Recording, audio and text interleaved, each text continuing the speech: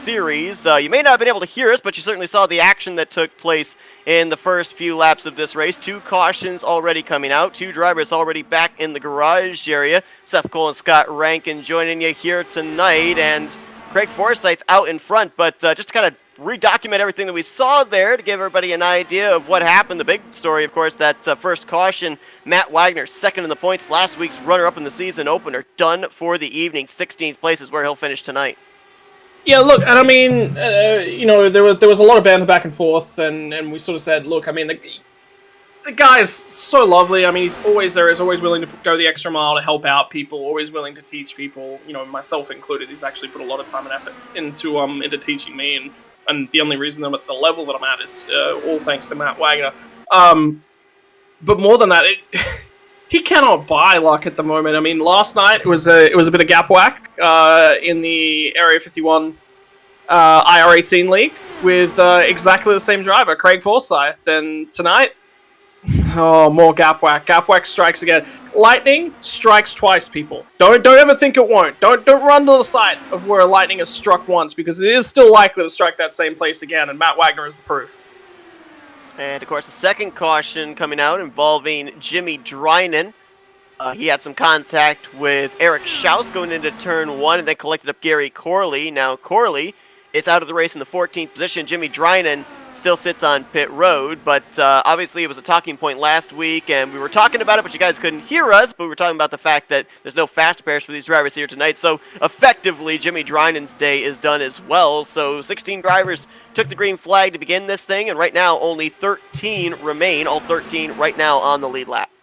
Yeah, really good pack up front here of 6 cars at the moment. Eric Schaus is still in the race. Ultimately, what that incident was caused by was Schaus was trying to get a run on Drynan on the bottom side of the track. Drynan was... I'm not going to say he wasn't holding a lane, because I don't think he was. I don't think that was the intent with the driving style that he was going. He was trying to leverage. Effectively, when you're attempting to make an overtake, the way this works is one of the 2 cars will have priority going into and going through the corners. What that lead car's responsibility is going to be to make it difficult to overtake. There are a few different ways to do that. Number 1, with Indy cars, it is actually cutting off the air. Giving them a fair bit of air wash makes the aero devices in the car not work quite as well as they could. Number 2, it's utilize all the track. Use all the space that you've got available. By starting up a little bit higher, you open the corner up. You've got a lot more room to make that corner. You can turn a little bit sharply initially, allows you to carry more speed through all the corner, rather than running on a narrow strip on the bottom of the racetrack. That's exactly what happened in this case, was that Jimmy Drynan pinched Schaus down to the bottom of the track. Schaus got a little bit unsettled, wasn't quite happy with being forced into this narrow mindset, the way things went. He wanted to get on with the show, he wanted to get on with things, he wanted to clear Jimmy Drynan, started to get a little bit more aggressive, let it happen for maybe 1-2 laps, and then he just sort of ran out of patience, and he needed to get by, and he thought it was a dangerous position that he was really in. He wanted to get up the track, get a little bit aggressive. He changed his tack. He wasn't keeping it to the bottom side of the track. He was trying to build a run, and he got a run, went to the outside, Drynan left the door open, and then shut it at the exact last moment, which has caused Schaus to have an aggressive reaction. Ultimately, in this sort of a case, I think both drivers have certainly got a case to answer for, but Schaus will be the one that will be penalized for it. There are ways to prevent that incident from happening in both drivers' shoes. Drynan's defending his position, so therefore he wants to be as aggressive as he possibly can. I don't think any driver's really at fault. It's a racing deal. Schaus will get penalized for it, though. The Forsyth right now leading AJ Hobson. Luis Gonzalez Nunez, who had the podium finish last week at Auto Club, 3rd place in his Dark Horse Racing Series debut, right now holds the final spot of the podium as they run, and just behind him, the former champion and last week's winner from Auto Club, Nick Degroot. Now, of course, Nick Degroot going to have a little bit of breathing space at the moment. Last week at Auto Club, double points, so he had 24 points over Matt Wagner coming into this race. Craig Forsyth with a pit road miscue in last week's event, down there in the point stand. So if Nick Degroot just kind of remains consistent here, he could have a pretty sizable points gap going into New Hampshire. But we know Nick Degroot, when he gets to the closing stages, he's going to give us all and try and see if he can be a back-to-back winner in the first 2 races of the season. Yeah, there's a couple of things actually about this drive from Nick Degroot that are a little bit curious. One of the things I've had the experience with Nick Degroot directly within the IR18 car in particular is Degroot's one of his biggest weaknesses. He's a very, very strong driver on pace, very, very strong driver in terms of tyre conservation. One of his biggest weaknesses, however, is the ability to fuel save. This drive that I'm seeing right here, though, this is a fuel-saving drive. Currently, we've got 6 cars in this lead pack. You got Charles Teed, you got Gale Brooks, they're just tucked in sort of behind him. If you keep your eye on Nick Degroot, he's not pressuring the guys that are ahead of him. He's probably bleeding out of the throttle. He's probably trying to conserve a little bit of fuel. So if he can save some fuel now, and critically, when you're racing at a little bit of a slower speed, you're not putting as much load through the tires. That saves tire. He's basically eyeing off the tail end of this run as the period when he makes the biggest gains. And on board with Luis Gonzalez Nunez. Started this race from the 13th position, as you had documented back when we were having the audio issues, that he ended up not being able to get to the start-finish line to complete his second lap, so he had to start deep in traffic, has now worked his way up solidly inside of the top 3. One thing I'm wondering, though, is he's right now running the runner-up spot. We had Hobson in the runner-up spot not too long ago. The incident with Matt Wagner earlier on was gap whack between himself and Craig Forsyth, and we've seen a couple of times here during this run, the 27 blink in and out. Does that make any of these guys from second place on back maybe a little nervous, even if they do have a run to get up there and try and challenge Forsyth for the race lead, and the possible risk that they could suffer the same fate that Wagner did? Yes and no. So this has been an ongoing issue for Craig Forsyth. This is just part and parcel of the internet that he lives with, and I believe we talked about a lot in previous broadcasts. Look, in real life, you've got mechanical issues. You can have a drive shaft fail. You can have a shifter fail to locate on a gear, breaks the gearbox, race over, those sorts of things. So that's just part and parcel of that.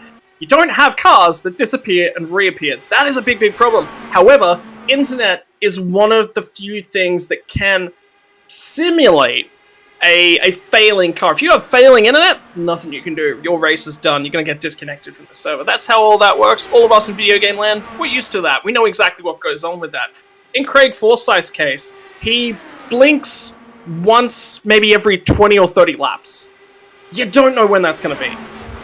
You don't know how consistent that's going to be. Some nights it's a little bit more, some nights it's a little bit less. It's pretty consistent with Craig. It's only a minor connection issue. It's effectively his internet reinstating itself. It's checking the connection. A packet doesn't get through. He's off the track there for a few moments whilst it's re-established. There's nothing major in it. iRacing, what it does do is it searches for an approximate location of the car at that point in time and tries to keep them in a relatively consistent sort of area. The one major issue is if you make high speed, high banking, heavy changes to the steering input. Unfortunately, what happens around Las Vegas? High speed, heavy steering input sometimes, that's what causes the incidents. Effectively what's going on within the iRacing system is it says, oh, there's a dramatic change here. We're actually not really certain of where the car is. We're going to fill a massive space with where we think the car might be. And that causes incidents. Matt Wagner's, it's luck. There's nothing more to it. And look, I mean, to be perfectly honest, is there anything that you could really do about it? Nah, not really. You just logged that one in the books. It's disappointing. It got off to a strong start. At least it didn't happen in the double points round. Good point there. Spiller on board with Charles Teed. He's in a pretty good battle with Eric Schaus for the 5th position. Nick Degroot holding off AJ Hobson just up ahead for 3rd place. Charles Teed and Nick Degroot, the 2 former champions in the series here this season. The other 2 former champions, Rick Raybon, of course, the outgoing champion, and the former champion, Robert Maleska III. They are not in the season, as we didn't see them last week at Auto Club, and we don't see them here tonight at Las Vegas. But interestingly enough, Las Vegas is only... Whoa, somebody... Is that Forsyth? It is, for 27. Yeah, so we've hit fuel window for Forsyth, so he's coming down. That's critical. What lap number are we at? 48. So that means 32 laps is the fuel stint window running in front with a caution period in the middle there. So he's saved a fraction. So I'm looking at 30 laps of probably full green flag running there for the fuel stint. They're a little bit short. That's 16 laps. That could be critical. And there goes the other car as well. So everything that I was just saying about Nick Degroot, like I said, he's focusing on pace at the back end of the stint. He's saved fuel. He's now in a really, really good position. Nunez coming in from what was 2nd, then interim 1st, and turns the race lead over now to Nick Degroot in the 89. We'll see if Degroot's going to be waving the hand out the arrow screen there. Nope, he's actually going to stay out another lap, as is Charles Teed, Eric Schaus, Eric Peterson, and Gale Brooks. AJ Hobson made the dive onto pit lane from second place.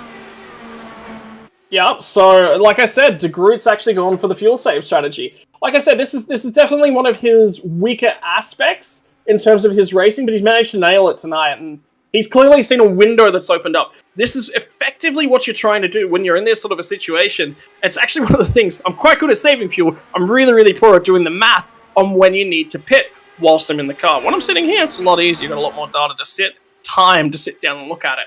What you're trying to do, you take your end of the race, and then you work backwards from there. You go, alright, what's my critical lap numbers for all of my stops here? My critical lap numbers tonight, if we're working in terms of a 30-lap run, is 90, 60, 30. Anytime that I can push myself into one of those zones, now, with a little bit of fuel saving, you can extend that.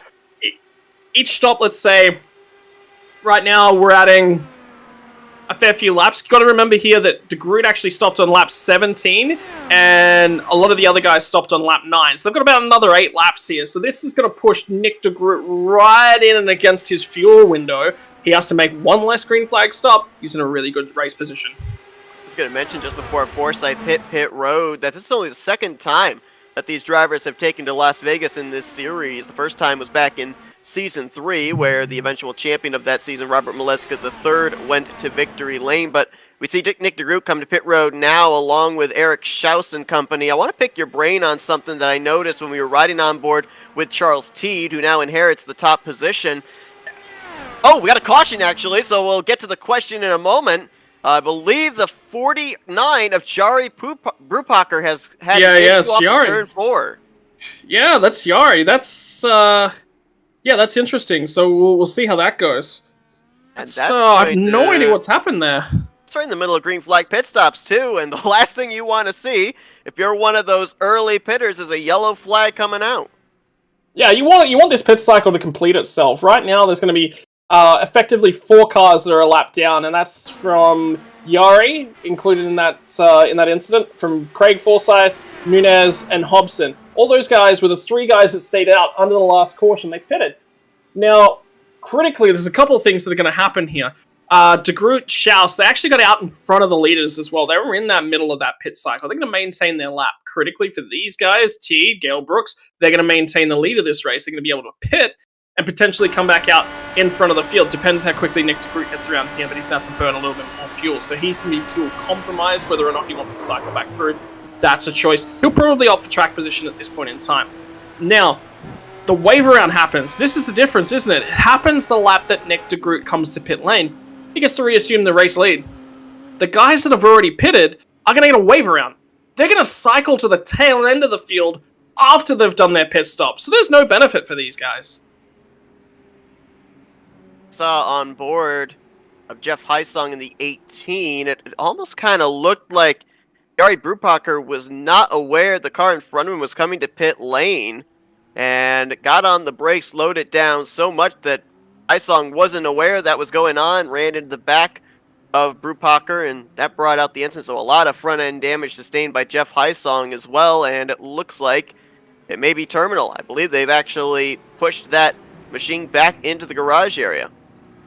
It was a heavy hit front on. It wasn't just front on hit as well. It was a little bit of side pod damage, potentially some engine damage there as well, which means he's going to be slow. Yeah, Yari's missed his pit lane entry. That is completely and utterly on Jari. I was actually listening to the in-game comms. Normally what happens in races like these, particularly the higher speed circuits, is the drivers will warn each other when they're actually coming to pit road. What that's designed to do is it makes the cars in behind them switch out to the higher side. Now, normally what would happen in a race like this in real life is that your spotter up in the spotting tower, he'd go to all the cars that are in and around him and say, hey, we're looking to come to pit lane on this lap. Make sure that your driver's aware there's going to be a couple drivers that are going to be pitting in and around right now. But again, towards the tail end of that fuel stint, you're generally aware that, oh, look, I've saved a little bit more fuel. I'm going to be running 3 and 4 a little bit more to the higher side to make sure that I can react. In that case, Yari's missed pit lane. He's trying to get the car slowed down and to the bottom of the racetrack at the same time. Tires, they only have so much grip. They effectively, if you've say got, let's talk in percentages of grip, you've got 100%, 100 points worth of grip. If you're putting 50% of that grip into braking, well, you can't exceed that 100 points of grip, so you're kind of limited. You can't turn the car. Yeah, and that's what's happened there. He's drifted up the track. That caution, very timely for two drivers in particular. They were on pit lane when the yellow flag came out and were able to stay on the lead lap while completing their service on pit lane. Nick Degroot, Eric Schaus, they're going to be the top two. When we go back green, Gale Brooks actually won the battle off pit road, so he's going to restart in third. T2 was the leader coming down pit lane. He's going to be fourth, and Jim Brooks is going to line up in the fifth position. You see all those drivers ahead of Nick Degroot waiting for the opportunity when the lights go out atop the pace car to take the wave around. Luis Gonzalez Nunez, AJ Hobson, and Eric Peterson amongst those. Looks like TJ Elaine, he spent a pretty long time on pit road. He is going to remain one lap down, it would appear, and Jari Brubacher on pit lane has now returned to the racetrack, albeit 3 laps down. Correction on my part, too. I said Jeff Heisong was out of the race. His name grayed out for a brief moment there on my telemetry, but then reappeared. He's still on the lead lap, still running. He'll be restarting in 7th place, but before we go back green, I want to ask you the question I was going to ask you before we had that yellow flag come out. When we looked with Charles Teed, he was running in 5th gear, and I would assume if you wanted to, at a track like this, be in fuel conservation mode, you'd want to go to the highest gear of 6th, like a draft gear. Why would you stay in 5th gear? I mean, would you still be able to save fuel? Well, I tell you what, rather than having me answer that, and I'm not really the expert on this car, we've actually got, unfortunately, the first retirement from the race in the room, Matt Wagner. Obviously not the best of circumstances to bring you into the commentary box here this evening, but great opportunity to talk about fuel and tire strategy. So I know you're an expert at this sort of stuff here tonight. Seth and I were just discussing 5th gear, 6th gear. What's the reasons for both? Why would you try and run in either gear? Well, if you really want to pass somebody, 5th gear would be your option, but it's 6th gear in these cars as I practiced here.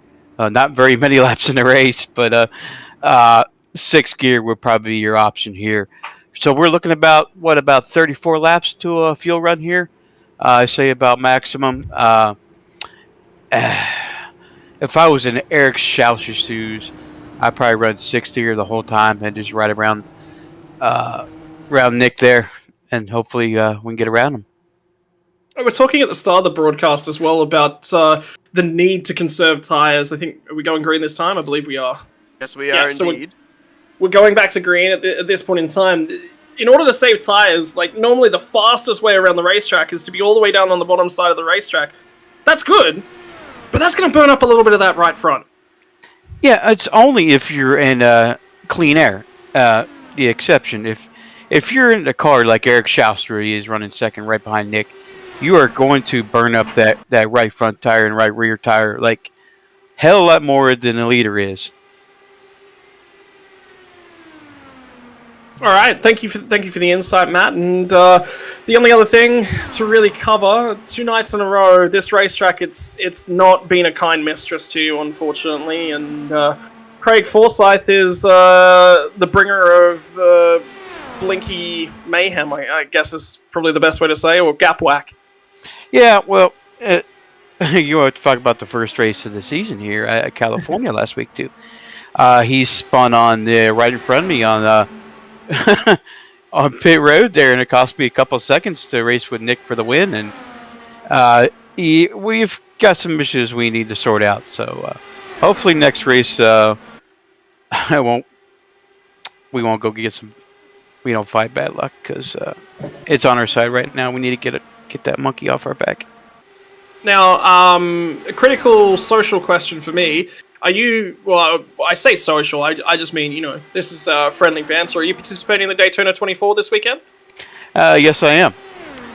Sick. Who are you running with?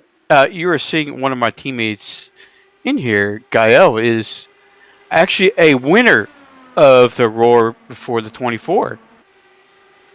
And he will be one of my partners this coming weekend. And so is Eric Schaus. And more importantly, he's only able to participate tonight because he didn't do a shoey after the win at the Raw, yeah? Oh, no shoey for Gael.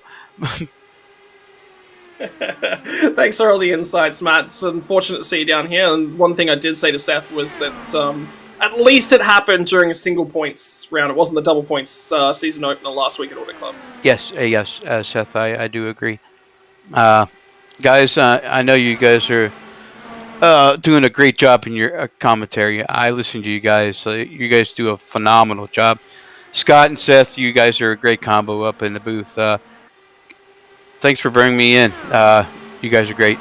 Love you guys. Yeah, can I get a testimonial written up for my website? That'd be awesome. Thanks, Matt. Thank you for your time, brother. Yes, sir. You all have a great night. It's interesting that you bring up websites there, Scott. I actually, today, took the opportunity to go on to darkhorseracingseries.com. They've actually got a really good website there, a lot of information about the races, the past races, the current standings, a lot of the drivers as well, both current and former on there. And next week, thanks to the information of the website, going to be having Matt Wagner go to, I guess it'd probably be considered a home track here on the schedule, out of Toms River, New Jersey. Going to be heading to New Hampshire Motor Speedway next week.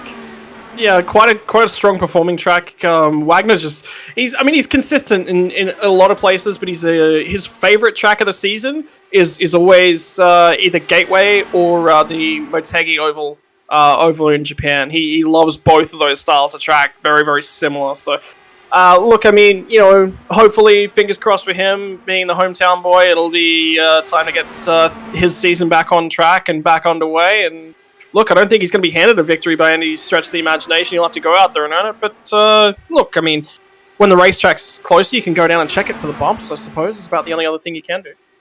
Now, there's a car in this league pack that is not battling for positions. The fifth car in line there, that's TJ Elaine, who is right now the only car one lap down.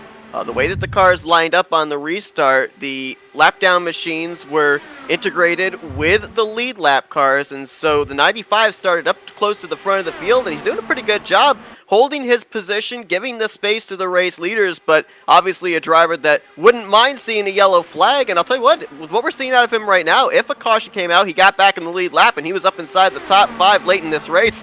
This might be a guy that might have something for the race win.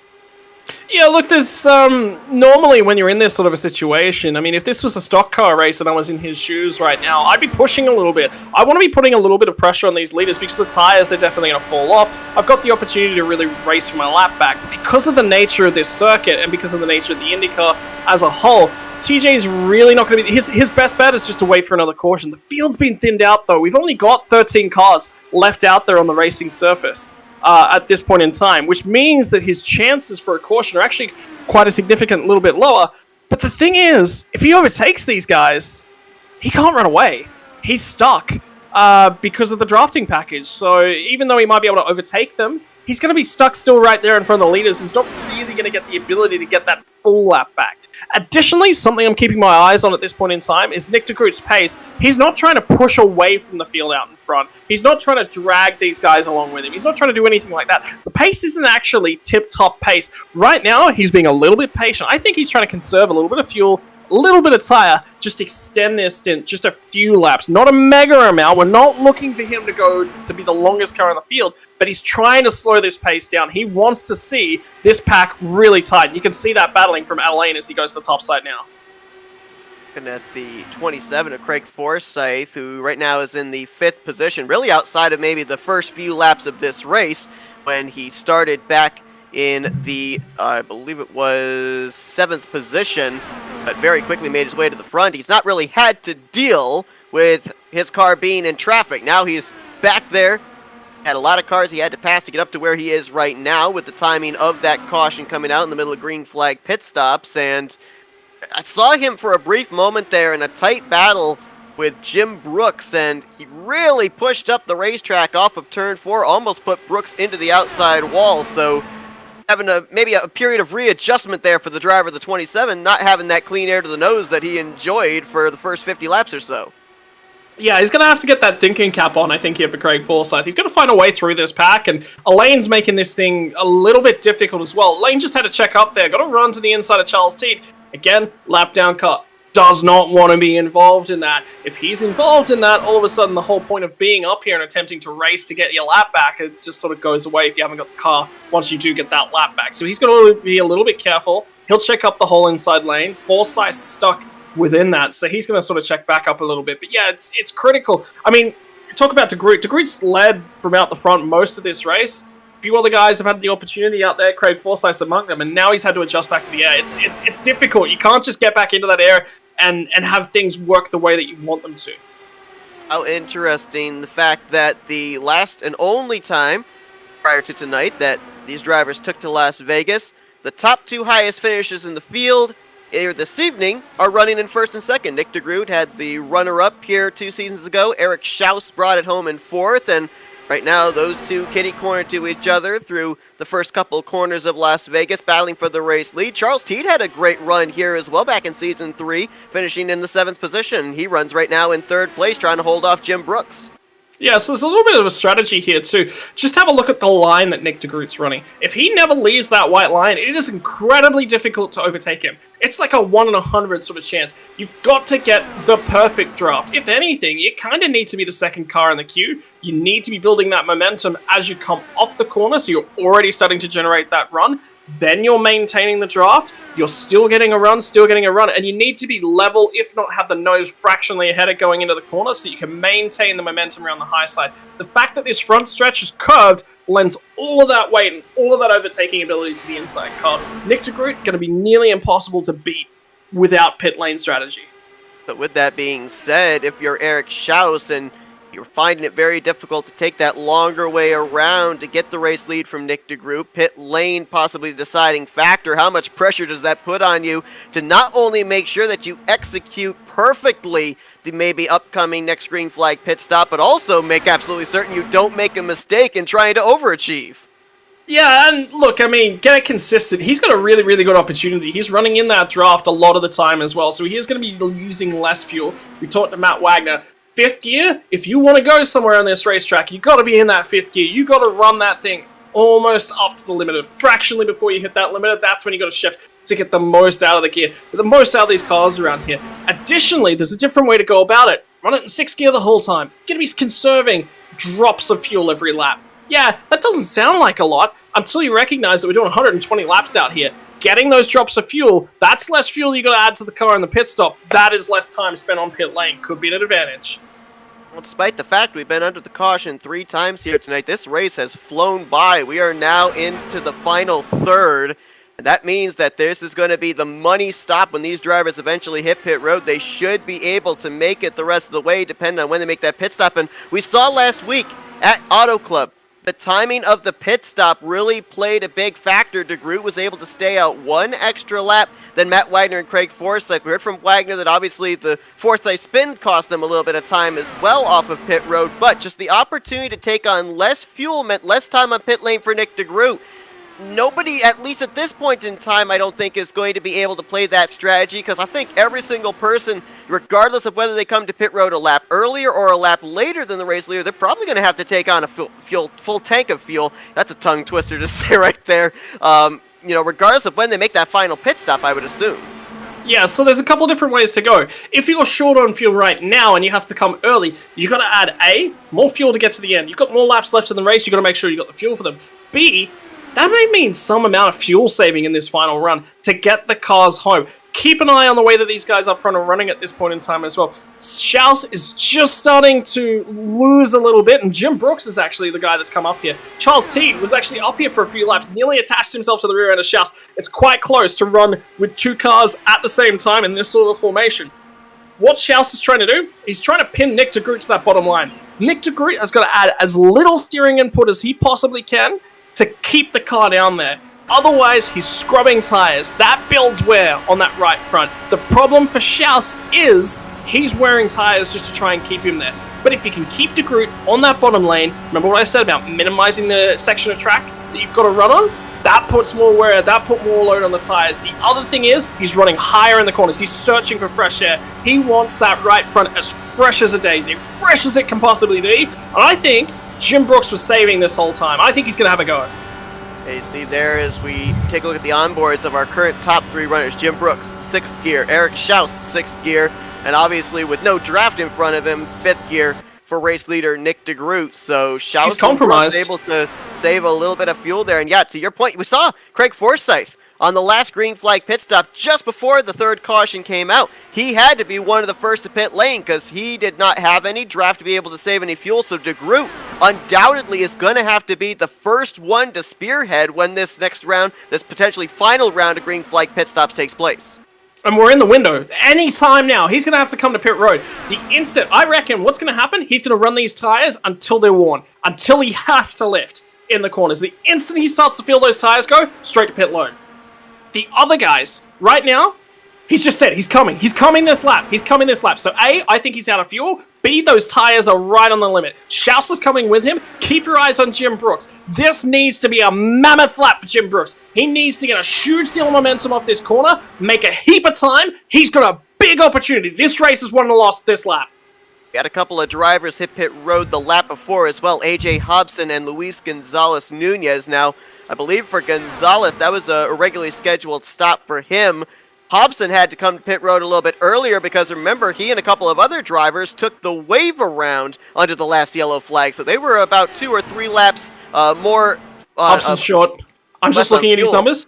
Hobson's short. Hobson's going to have to come back to pit road. When he does that, if he gets a caution, he gets just a free go at things. And additionally, it's difficult. If another caution comes out, I'm in Nick Degroot's shoes, I'm not coming back to pit road. Why? I've had fresh air the whole time. My tires are clean. I don't need it. Oh, have a look at the runoff of pit lane. Peterson got a huge jump. And he's going to be within half a second of Nick Degroot as Charles Teed stays out an extra lap. Forsyth going to come down pit lane. Jim Brooks and Joseph Morales, we saw them pitting the lap before. Brooks is already down and away in the 51. And yeah, it's going to be really interesting to see where everybody is going to be in relation to each other now as opposed to when the pit stops began. Is time going to be gained? Is time going to be lost? Look at Jim Brooks. Keep your eye on Jim Brooks. Jim Brooks is actually out and clear of Nick Degroot. I said he might have been fuel saving. He might have been tire saving. I'm wondering whether or not he didn't take tires at that stop. I'm not sure. I can't tell you right now. No, the stop was identical. He's taking tires. It looks like possibly Craig Forsyth is going to get out ahead of Jim Brooks. So Forsyth might end up being the race leader when everything cycles around. Yeah, Forsyth right now coming out of turn 4. Brooks was entering into turn 3. So depending on what happens here with Gale Brooks and Charles Teed, who were first and second coming down pit lane the last lap, it'll be interesting to see if indeed the 27 cycles around at the top position. There's Teed, there's Brooks. They're not up to speed yet. Here comes the 27. Yeah, and this is critical because right now Jim Brooks wants to get a huge draft off the back of Charles Teed. He'll go to the high side with all the momentum. He's trying to clear him, and this may actually work back into his favor. Charles Teed might be the deciding factor. I'm keeping my eye on Schaus as well. Schaus and Peterson, they need to work together. I don't think they are. They need to slingshot each other to drag each other back up to the pocket.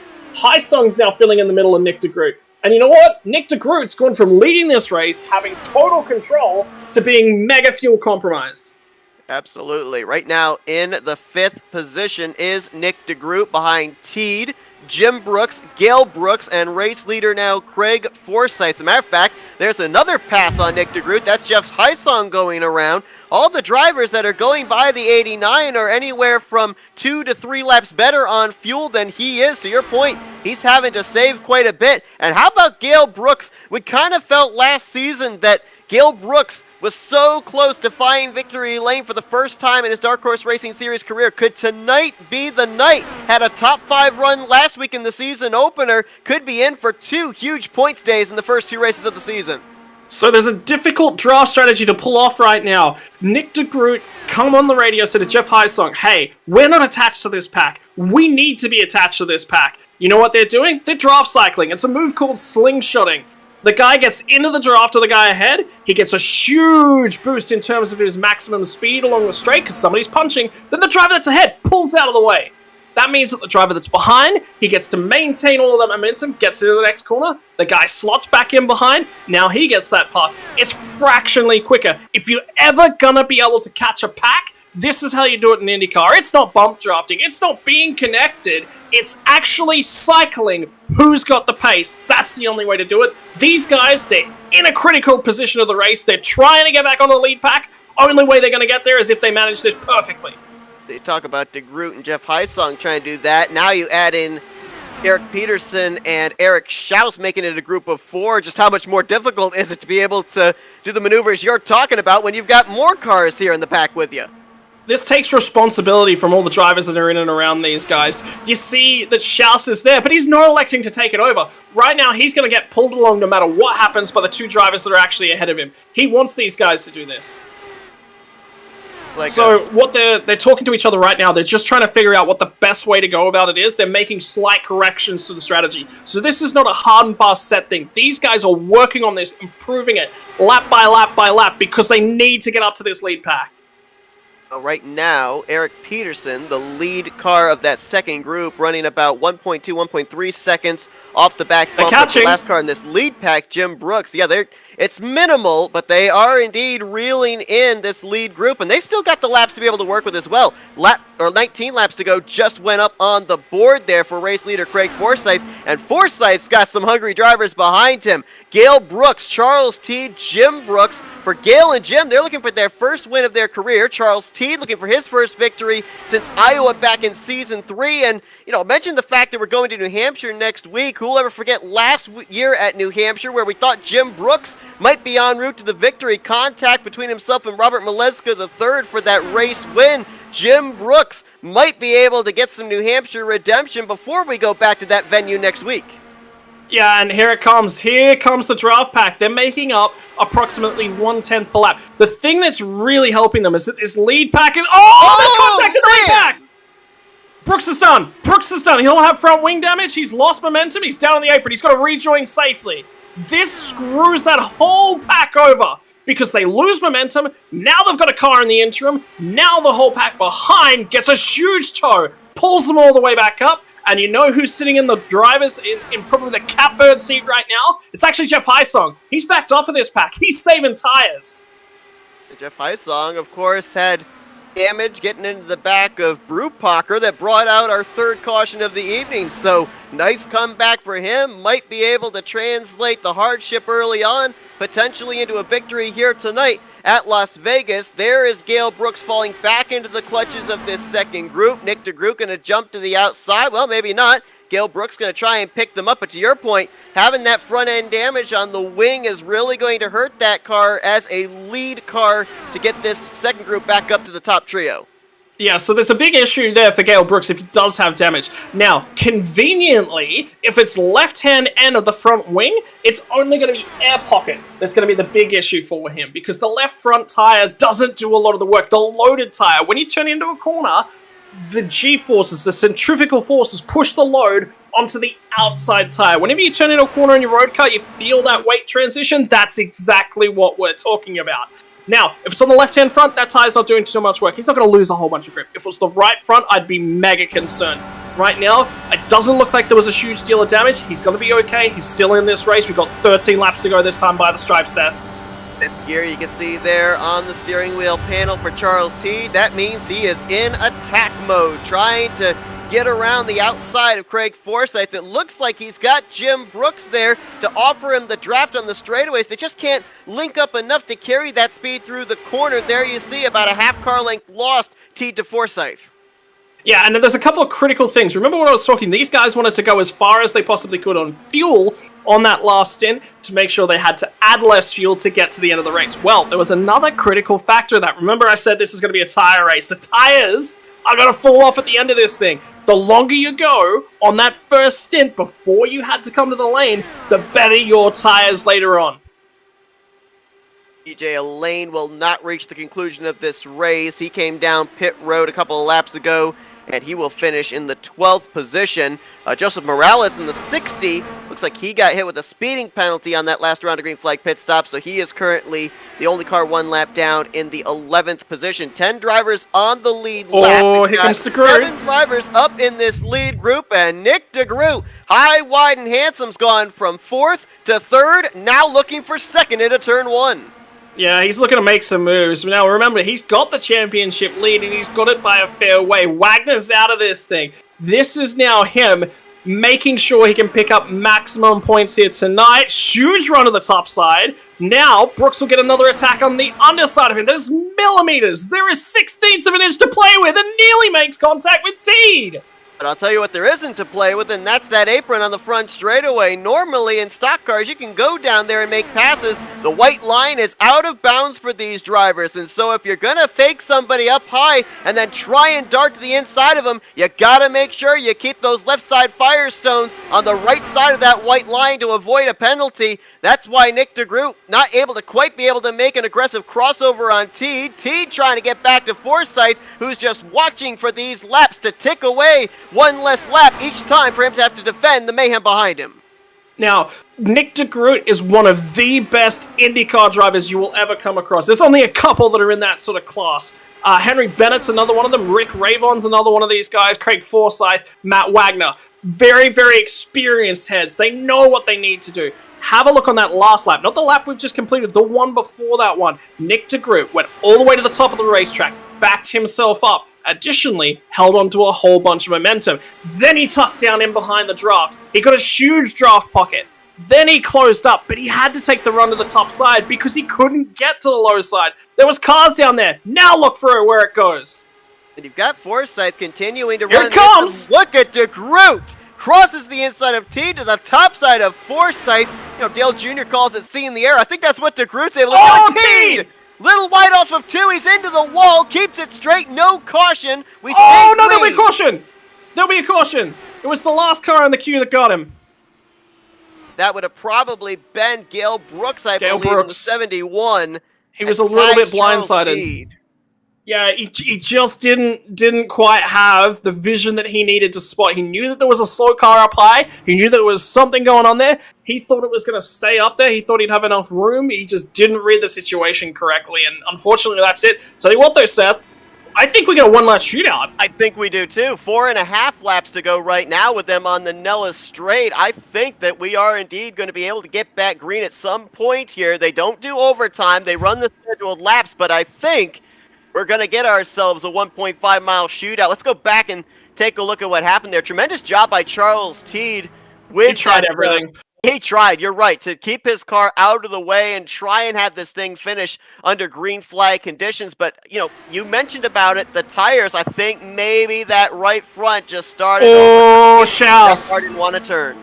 Schaus got baited. Eric Schaus is coming to pit road. He's going to get some fresh firestones. That's critical. Now, in terms of Charles Teed, yeah, look, I mean, the guy has tried everything. And at the end of the day, as soon as you know that you're bidding it, the best possible thing that you can do is make sure you're not taking anybody else with you. He's tried everything. Guy L's just read that one wrong, unfortunately. And that happens from time to time. That's just racing as well. You think that there's going to be a gap that's going to be there, and by the time you get there, the gap's gone. There's nothing you can do about that. In this case, you think that there's something happening, you can't quite read where it is. He's read that, oh yeah, the car's going to be coming down, I'm going to be trying to stay up high, you know, he ultimately, he's made a decision, he's backed himself in, and it was the wrong decision. That happens. That's life. That's racing. There's nothing you can really do about that. Now, Nick Degroot is the guy that has a huge opportunity here. He wants to back this restart up. He wants to be a reasonable distance between him and Craig Forsyth on this restart. Why? He wants Forsyth to punch that hole in the air. Remember what we were talking about. He was backing up the run. He was trying to get himself enough momentum to go around the high side previously. Very difficult to do when these cars are at max speed. Forsyth just leaves it in 5th gear. Nothing you can really do about that. Tire wear. Gonna come into this one, Seth. How green are their tires? How much rubber have they got left? You gotta remember, Forsyth has been battling with a whole host of different cars. He's been defending from multiple different cars. They've all thrown little bits of rubber at him, and have all come off second best. You can't defend everyone. Critically, now, Degroot has got a huge opportunity. He's got fresh rubber. He hasn't fought anyone. He has got an opportunity to punch a huge hole in the air thanks to Craig Forsyth. This is going to be epic. If you think about Craig Forsyth as well, running that extreme inside line, left side tires out down that white line. Yes, it's the shorter way around the racetrack. You're forcing everybody to go the longer way around, but it's going to cause more heat in those tires as well, making a harder turn to be able to make the shorter way around in the corners. So with that being said, could put him at a disadvantage in terms of the grip that he'll deal with here as well. But the thing I'm wondering here with Nick Degroot, Forsyth's going to be the control car. He's going to get to choose where the acceleration point is. Is one lap enough time for Nick Degroot to be able to generate a run? Yes, on the restarts only. On the restarts only. That second lap is when you can't overtake. Degroot, I saw him a lot yesterday in the IR18 making moves on that initial restart lap. He is very, very strong on restarts. And if you actually listen to those engines right now, every one of these drivers has excess fuel in the tank. They were fueled up to make 5 extra green flag laps. Now they're going to burn that off. We should see the lights go out atop the iRacing pace card this time, giving us the indication it'll be 1 to green and a 1-lap shootout to decide tonight in the Troy Lee Designs 180 at Las Vegas Motor Speedway. Joseph Morales got the lucky dog under this yellow flag. All 11 drivers will be on the lead lap for this upcoming final 1.5 miles. It's Forsyth the leader, Degroot in second, Jim Brooks lines up third, Eric Peterson fourth, fifth place is Gale Brooks, and I'll tell you what, we've seen some contact up here for the race lead already tonight. If I'm Brooks, Peterson, Highsong, Gale Brooks, Nunez, I'm not giving up hope just yet because there's every possibility these top 2 could find themselves binned before we get back to the checkered flag. Honestly, Nick Degroot, Craig Forsyth, these drivers are good enough. It won't happen between them. They are definitely good enough. It's going to be in the mid-pack. Remember, we just had 2 drivers from the lead lap take it to pit lane, plus our lucky dog contender. He was already going to be at the rear of the field. When you're in that position, you always come down for fresh rubber. You're not losing anything at all, and you're only gaining. Best representation of that is Max Verstappen versus Lewis Hamilton. Lewis Hamilton loses everything by pitting. Then all of a sudden, caution doesn't come back in. He loses the World Championship. Max Verstappen takes it. Max Verstappen, he's never going to lose a spot by pitting under that caution period. It's the same sort of thing here. So keep your eyes on Schaus, Teed, and Morales to flyer their way through the field. They've got 1 lap. Let's see what they can do. Well, Craig Forsyth led 62 of the 120 laps last week at Auto Club, was not able to pick up the victory due to a spin off of pit road. Can he get the checkered flag 1 week later? And there's a stack up behind. Schaus has been turned by Charles Teed. We've taken the white, though. I believe we're going to be racing back to the checkered. I don't see a caution in the air. Yeah, and that's cars right at the tail end. We've got our eyes all the way up here. It's going to be Jim Brooks, and it's going to be Eric Peterson. I think that's going to be the biggest fight. Craig Forsyth got a huge run on these guys. Has Degroot got anything for him at the line? Season 2 Indianapolis 500. Last gonna run. Forsyth. Degroot jumps to the top. Drag race photo finish, and maybe by a wing. Craig Forsyth is going to win this race 8/1000ths of a second. Who grabs third? It's Jim Brooks. Jim Brooks, a return to the podium. A return to form for Jim Brooks. He's had a lot of bad luck of recent note, a lot of bad luck through the mid and latter stages of last season. He brings it home on the podium once again. That's a great run for Jim Brooks.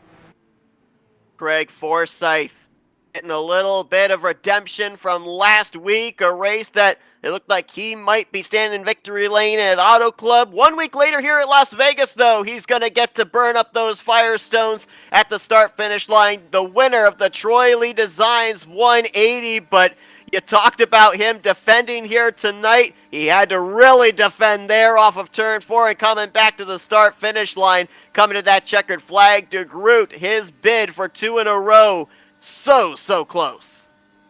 Yeah, look, and ultimately, it is inches. You give them another, let's say, 3-4 feet, in a straight racetrack. The critical factor there is it's curved racetrack. The distance, it matters so much. If that piece of racetrack is safe straight, Craig Forsyth is a sitting duck. And I'll tell you what, there is one guy in the field that's going to feel real hard done by. It's Matt Wagner. Remember what happened to him in the first 10 laps of this motor race, and the guy that he gets into a little bit of bad luck with ends up going on to win this one. Craig Forsyth came into this race in the 9th position in the point standings, so not double points here tonight, but certainly early on in the season that he will move up quite a number of positions in the stands as we continue to look at camera angles here coming to the start-finish line, showing just how close this was in real time. And what do you think? Maybe another half foot, maybe another foot, and Nick Degroot gets this victory? Because he had the momentum. He did. One of the biggest things for Nick Degroot was that he straightened the car out. The problem is, right, in order to maintain momentum, you have to straighten the car out. If you're scrubbing tires, that's scrubbing momentum off. A lot of your momentum is actually going into the heat transfer into the tires and the abrasion directly across the circuit instead of actually keeping you going forward. So he has a little bit of a bobble as well, trying to follow Craig down. And that could be a factor. There's nothing in it. And like I said, I mean, he needs one lap. The instant this goes 2 laps, Forsyth just defends the bottom. You cannot make that work around the outside on the second lap. Forsyth's got everything in his favor. So that ultimately Degroot did everything impossibly in his power, and Forsyth just got... If he loses that amount of space, that wingtip on the initial get-go, Degroot gets him.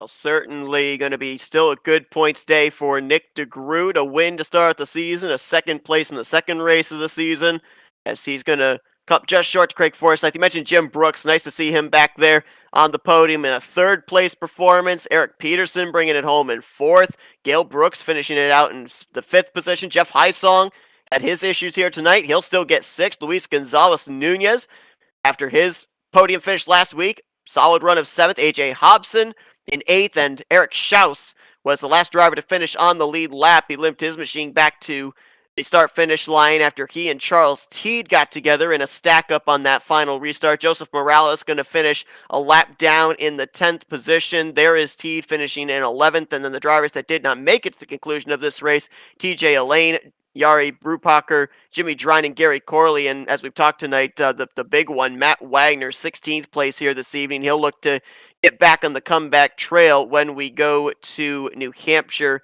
next week. But let's see if we can talk with some of our podium finishers here tonight. And how about we kick things off with tonight's third place finisher, Jim Brooks. Jim, Scott and Seth up here in the FRM booth. You got us? I do.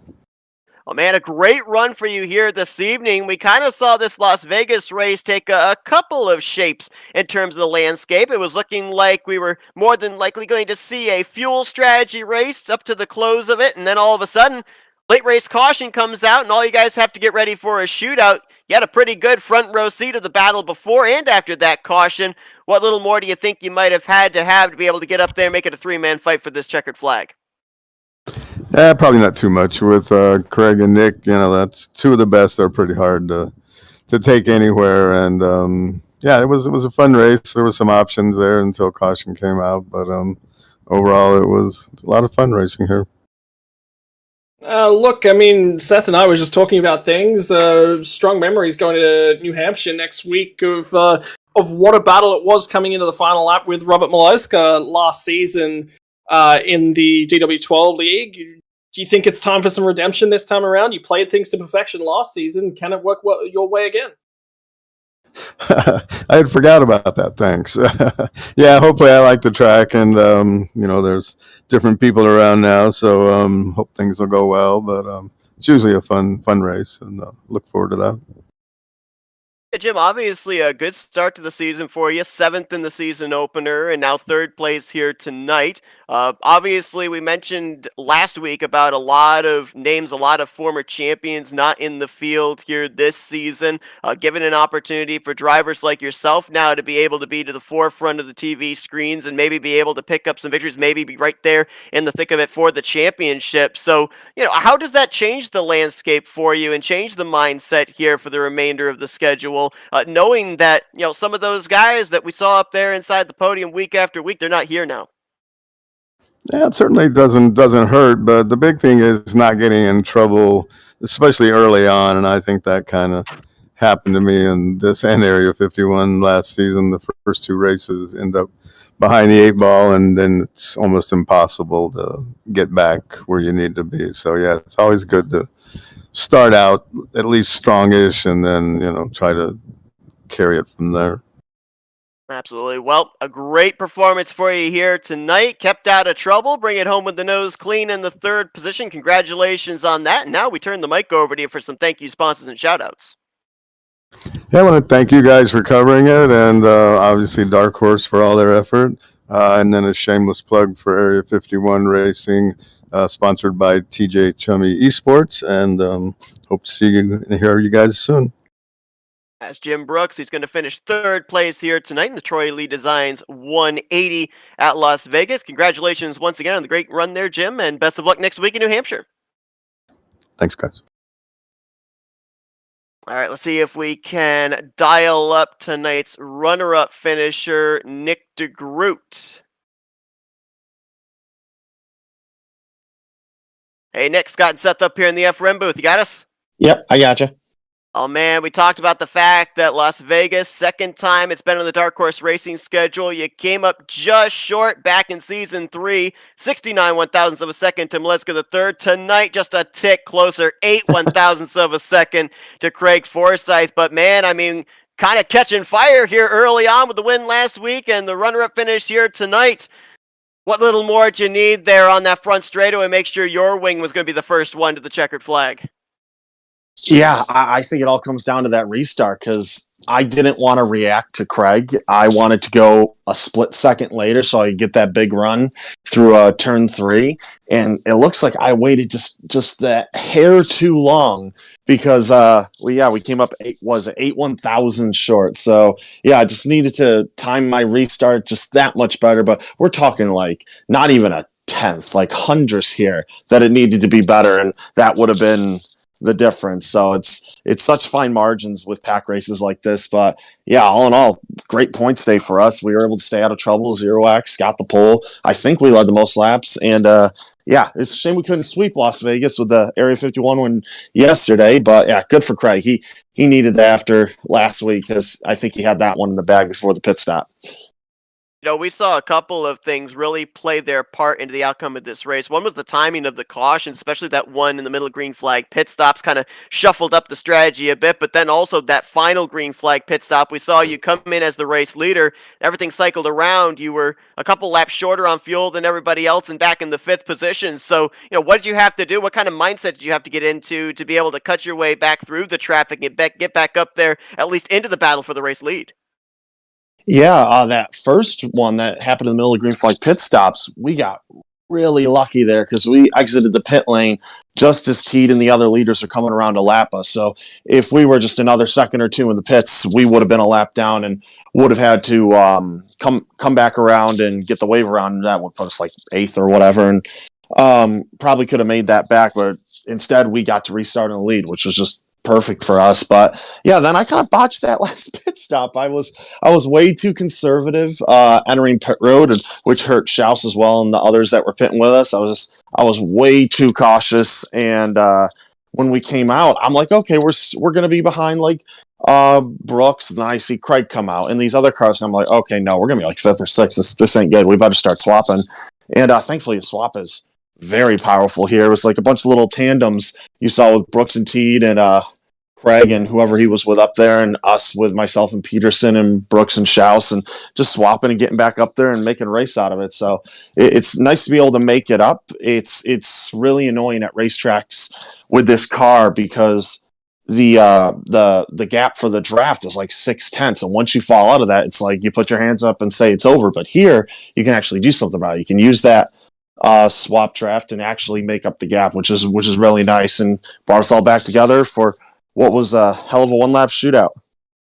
Now, you talk about the ability to be able to utilize the swapping back and forth to get up to the front. And for those that aren't used to open wheel racing, you know, they obviously are used to where stock cars are able to lock bumpers and draft their way up to a group that they're trying to catch. Scott very eloquently was explaining, you know, what the drivers have to do to be able to time the swaps, to be able to continue the momentum. But how difficult is it as a driver? Because at one point there, he was talking about the fact that you and Haisong were communicating about doing that swap together. And then all of a sudden you add in Eric Peterson and Eric Schaus into the mix and you double your numbers. How difficult is it to kind of do a little bit of traffic control, if you will, of who does the swap with who when you've got that many drivers in a pack? Yeah, I think I swapped with like 3-4 different cars that last run catching the lead pack, and I was just getting on the radio, and for me it was whoever was near me, whoever was in front of me. I didn't want to have to slow down and kind of readjust our little pack. If Brooks was in front of me, then I'm swapping with him. If Peterson's there, I'm swapping with him. And when we started to catch Brooks, I was going to just let him and Peterson swap, but it was taking Peterson a lap or two to get up close to Brooks, so I just kind of sent it under him and started doing it myself. But yeah, it's real tricky to time right too, because the draft is so powerful. You don't want to do it too early. You don't want to do it too late and then go side by side in the corner. And you just gotta get it just right. And once you do, it just gains such a margin. We gained, what was it, 3 seconds? Well, we're able to battle back up there to the front. Almost pulled it off there on that one-lap shootout, but still a great run for you here tonight. Second place. You'll keep the points lead going into New Hampshire, a track that the last time we were there, you brought home inside the top 5 in 5th. So best of luck to see if you can keep the momentum up here this season. Now we're going to turn the mic over to you for some thank you sponsors and shout-outs. Yeah, as always, thank you to Factor Back Motorsports, CovyMore.com, Motorsport.com, Blaze Pods, Wegmans, Degroot, Automotive U-Haul, and Detailing, Cowboy Shit. And yeah, I'm the only one on the track for us this season, so I'm trying to do us proud. And so far, we got 1 win and one runner-up in the points lead. So if we can keep that up, we're in good shape for the championship. Yeah, so far running a 100% success rate of being on the podium. We'll see if we can keep it up next week at New Hampshire. But for now, congrats on a great run there, Nick. Go and enjoy it, and maybe we'll talk to you next week, maybe in Victory Lane once again. Yeah, thanks, guys. All right, let's go down to Victory Lane, and first time here this season, first time since all the way back, season finale, Indianapolis 500 of Season 2. Craig Forsyth is in the Dark Horse Racing Series Victory Lane. Hey, Craig, Scott, and Seth up here in the FRM booth. You got us? Got you guys. Oh, man, I'll tell you what. Dogfight here tonight from start to finish. You had to do a lot of defending there, especially on that final lap. At any point there, coming out of turn 4 with the 89 alongside you, did you think, he's going to get me, I'm going to lose this thing?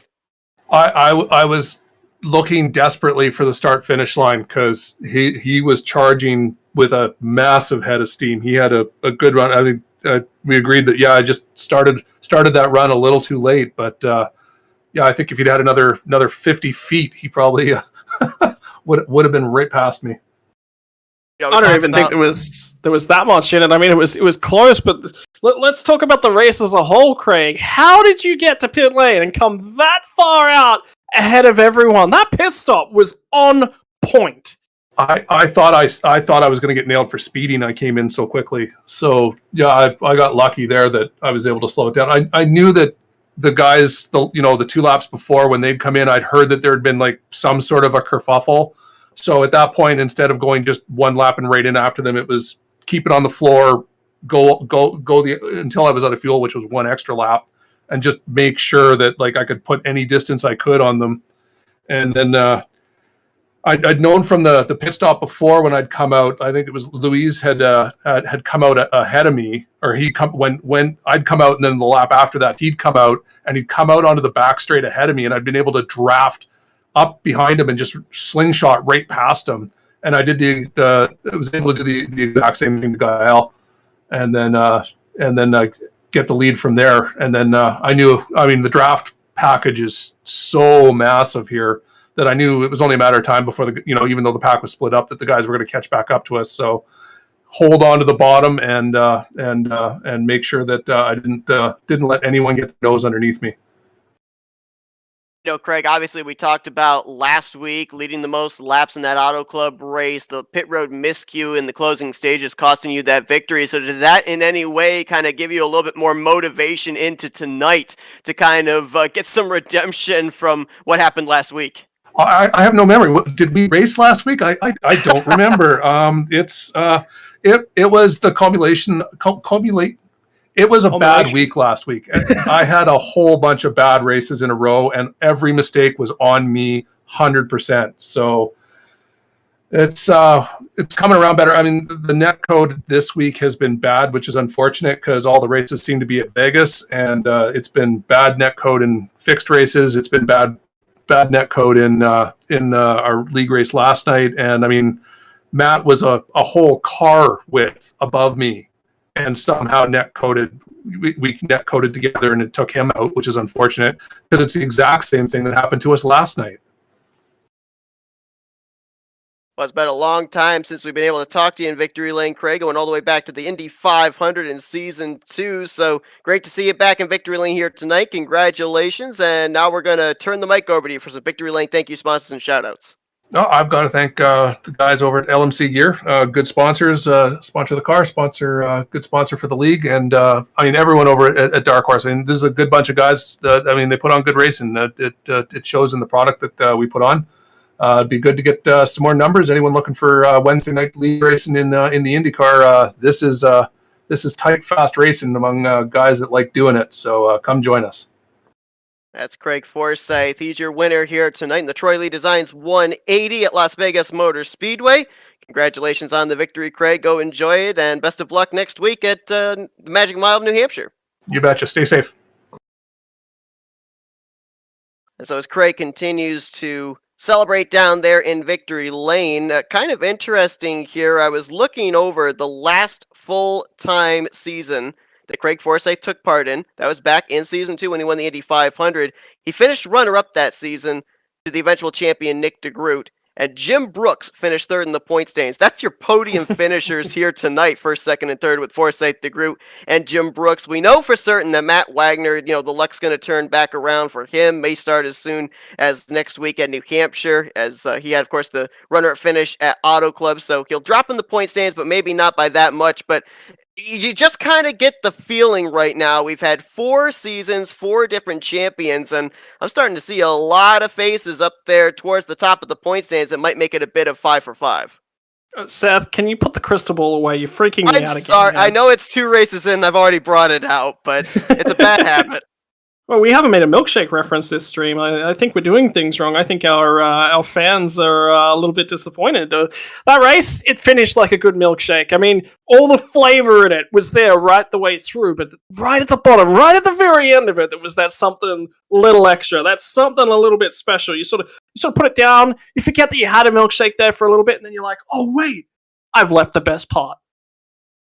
You know that last part of the milkshake where you hear like that very depressing sound at the bottom of the cup? That's what Nick Degroot heard when he saw 8/1000ths of a second be the difference between himself and Craig Forsyth there. But man, I'll tell you what, next week, New Hampshire, we already talked about the fact that, last year we thought it was going to be Jim Brooks' race to win and the contact between himself and Robert Maleska III. It's another track that has not been frequented on a Dark Horse Racing schedule. It's only going to be the second time we've gone to the Magic Mile in the history of this series. And there were a lot of drivers that, I don't want to say overperformed there last season, but certainly were some names that we didn't expect to see up there inside of the top 5 in the podium in the closing stage of that race. So do we see the same thing next week? Well, is this the part where you sit down and go, oh yeah, we probably don't expect Matt Wagner to be on the podium there. Maybe that'll help his luck. We'll get rid of the commentator's curse. The commentator's curse, yeah. Reverse psychology. But now that we've mentioned it, he'll have a bad race anyway. So, we've effectively just cursed him and doomed him. Yeah, look, I mean, it is a difficult race course. It does actually promote good racing. You've got to be perfect on the timing. You've got to be patient. You've got to be very wary of what you're trying to do with the car. And there's a few guys in this league that, Craig Forsyth said, if you're looking for a good racing series, particularly in the DW12, I mean, this is the place to do it. But if you're looking for another one, if you're going to come and race in the Wednesday league, why not come race in the Tuesday league as well? Because the benefit is, I think, I'm reasonably sure it's literally the same schedule for both leagues, because next week they're going to New Hampshire as well. It'll make for a great precursor race. Who knows what will happen? Should be a good one, as race number 3 from New Hampshire is going to be airing here on the Flatout Racing Network next Wednesday night. Green flag scheduled to fly at 8 p.m. Eastern Standard Time. Should be a good one, as so far this season, Nick Degroot, the winner at Auto Club. Tonight at Las Vegas, it's Craig Forsyth picking up the victory. Will we see potentially a third different winner next week when we get to the Northeast United States? Scott, it's been a good one here tonight. Great to have you back in the booth, and appreciate you joining me here tonight. Look, I mean, when you're locked down at home, when the whole of Australia is going a little bit batty with COVID at this point in time, and there's nothing else that I really want to do with my Thursday morning, Wednesday night for you guys. Well, thanks to everybody as well for tuning into our coverage here this evening. Hope that you guys enjoyed it. Again, be sure to join us next Wednesday night as we continue on the schedule for the 5th season of the Dark Horse Racing Series presented by Troy Lee Designs. I'm Seth Cole for Scott Rankin, who's probably going to go drink a milkshake shoey now. Hope you guys enjoy the rest of your Wednesday evening as you've been watching another broadcast courtesy of the Flatout Racing Network. This broadcast is the copyrighted work of Flatout Racing Network and may not be rebroadcast, retranslated, or used in any form without the express written consent of Flatout Racing Network and iRacing.com Motorsports Simulations. Flatout Racing Network would like to thank you for your support, and we hope you enjoyed tonight's broadcast.